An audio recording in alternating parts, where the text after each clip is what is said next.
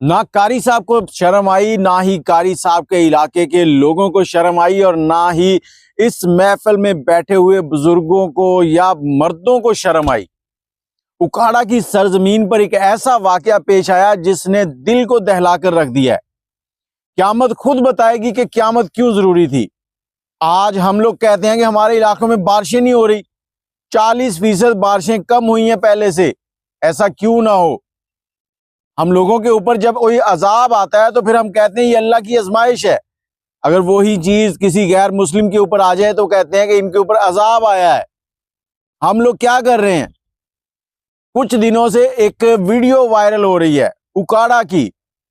अगर किसी गांव की कहे ना तो फिर तो सुनने में समझने में आता है कि शायद गांव के लोग जाहिल होते हैं, लेकिन आज मैं ये कहूंगा कि गांव के लोग अनपढ़ होकर भी इन पढ़े लिखों से ज्यादा समझदार हैं।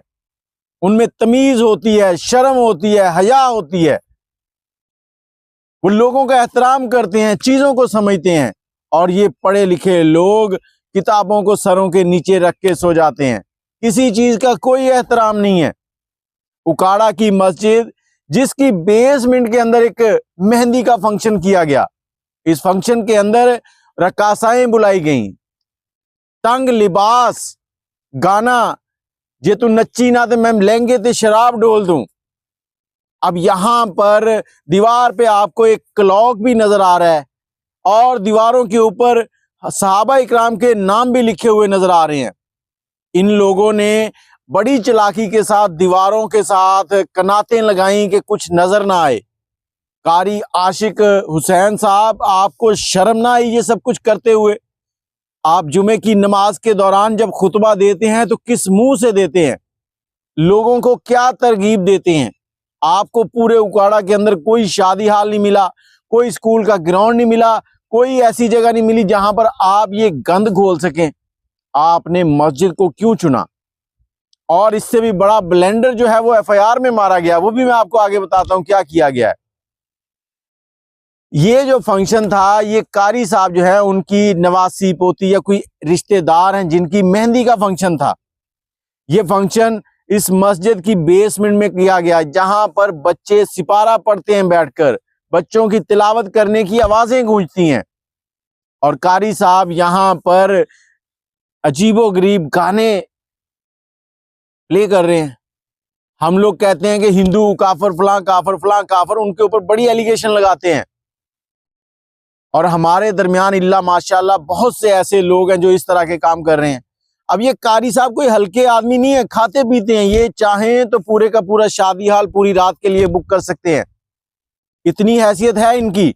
लेकिन इन्होंने क्या किया, इन्होंने सिर्फ और सिर्फ अपने लिए सोचा कि हमने यहां पर मजे कैसे करने हैं।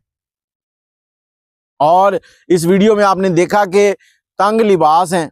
एक वीडियो के अंदर मस्जिद का क्लॉक नजर आ रहा है, एक जगह पर कारी साहब पीछे खुद नजर आ रहे हैं और दीवारों के ऊपर टेंट लगे हुए हैं ताकि नजर ना आए, लेकिन ऊपर से छत की तरफ से जो 1.5-2 फुट की जगह है वो बच गई, उसको कवर नहीं कर सके।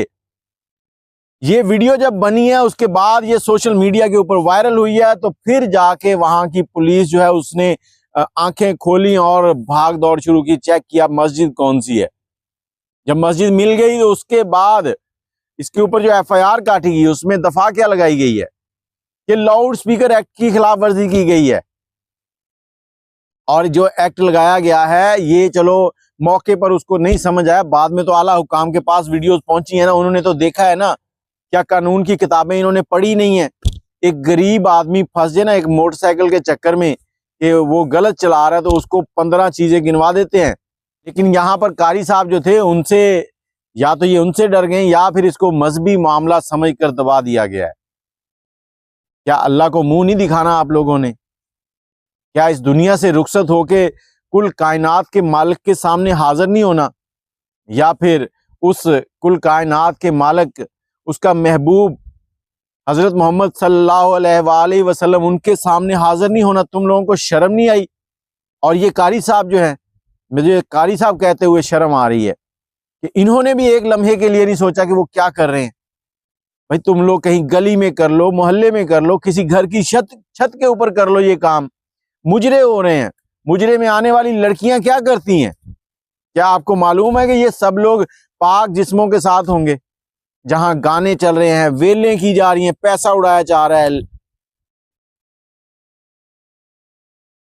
अल्लाह माफ करे इन लोगों से। ये वीडियो अगर वायरल ना होती तो शायद किसी को पता ही नहीं चलता कि कारी साहब इस तरह के काम भी करते हैं।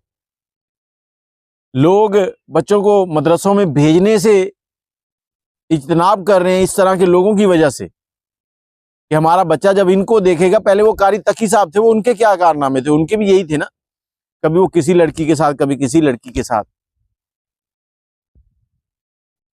बाकी अपनी राय कमेंट में जरूर दीजिएगा। मुझे इजाजत दें, लेकिन दिल आज खून के आंसू रो रहा है।